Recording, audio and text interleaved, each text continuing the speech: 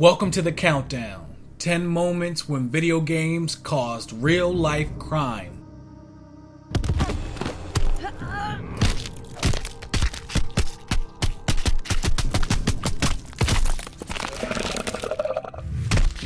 Number 10.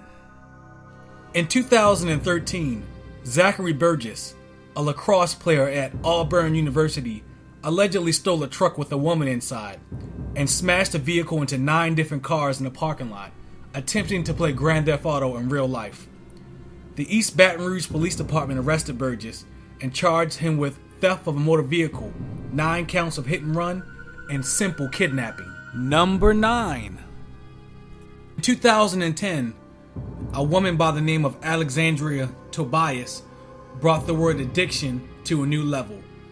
The woman was so addicted to Farmville, the Facebook game, that she shook her 3-month-old baby to death because it interrupted her from playing the game. The woman is now serving 50 years in prison. Number 8.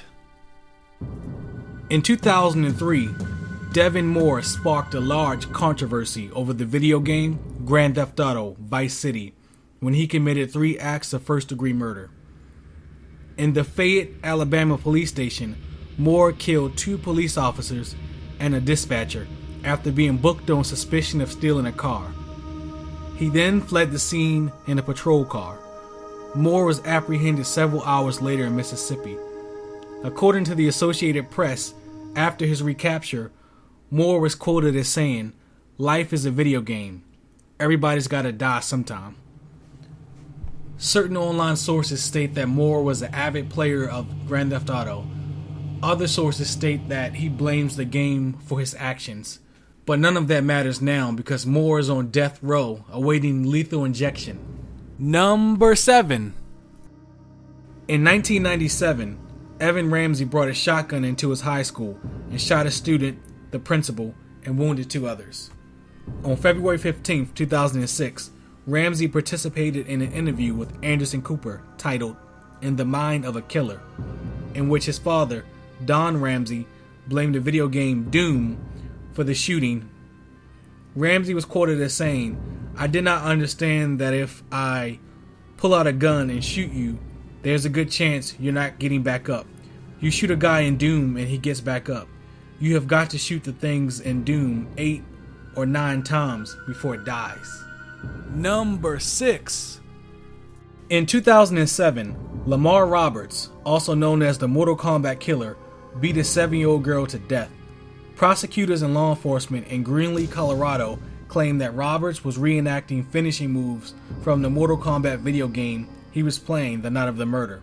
An autopsy found that the 7-year-old died from multiple injuries, including a broken wrist, over 20 bruises, swelling of the brain, and bleeding in her neck muscles and under her spine. Number 5. In 2010, Julian Burroughs, a French gamer, plotted revenge for several months after his Counter-Strike character was killed by a rival in a knife fight. Burroughs located the player that killed his character, went to his home, and knocked on the door. When the man answered the door, Julian plunged the kitchen knife deep into his chest, missing his heart by a few inches. The man ended up surviving, and Julian did 2 years in prison according to sources. Number 4. New York, 2010.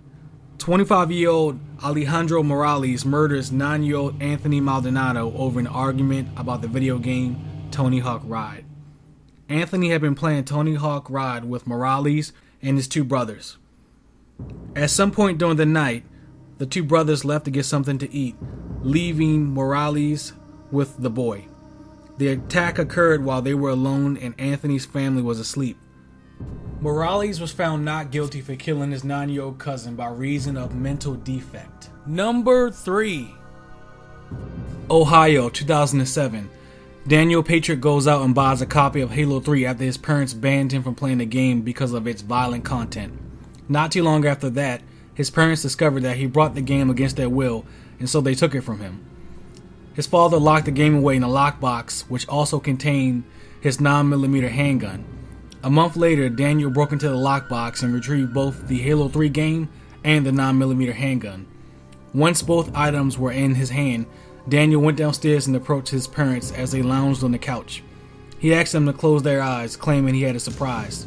Mark Patrick, his father, testified that he was actually expecting a pleasant surprise. Unfortunately, that pleasant surprise turned out to be a shot in the head, killing his wife, and another shot gravely wounding him, the father. Daniel immediately placed the gun in his hand, saying, "Hey Dad, here's your gun, take it." After that, Daniel fled the scene in the family van but was captured by police shortly after that, with Halo 3 sitting in the front seat. Daniel is now behind bars, facing a life sentence with parole available after 23 years. Number 2. England, 2004. Warren LeBlanc baits 14-year-old Stefan Pekira to a park armed with a knife and claw hammer. Warren stabs Stefan to death with the claw hammer and later confesses to the killing, but claims that he had only planned to rob him to repay a debt. LeBlanc was said to be in a trance when he began to hit his victim and panicked when he saw blood. After the prolonged attack, his victim was left with at least 50 wounds. Multiple sources state that Warren was obsessed with the video game Manhunt. Some believe that Warren was inspired to use the claw hammer because of its frequent use as a method of execution in the video game. Number 1. Philadelphia, 2012. Kendall Anderson confessed to fatally beating his mother with a claw hammer and trying to cremate her in the oven because she took away his PlayStation 2. "I was tired of us arguing and I wanted it to be over," Anderson said in his police statement, which was read by a detective at his February 16, 2011 preliminary hearing. As Anderson repeatedly hit his mother, he told detectives she rolled from the bed onto the floor on top of the video game console. With his badly injured mother still breathing, he dragged her body by her feet down to the stairs, down into the kitchen, where he shoved her head and one shoulder into the hot oven, causing her flesh to char. "I was trying to get rid of her body, to cremate her," Anderson said in the statement. After realizing that she was still alive, he beat her on the head with the leg of a kitchen chair. After she died of blunt impact trauma, Anderson dragged her body to the alley behind the family's row house, wrapped it in a blanket, and covered it with junk. "I was thinking I couldn't believe what I did," Anderson said in his police statement. "I thought I was in too deep, in too far. I just had to finish the job." Anderson was sentenced to a term of 25 to 50 years in the state prison for murder. And that's it, everyone. You have just watched 10 moments when video games cause real-life crime.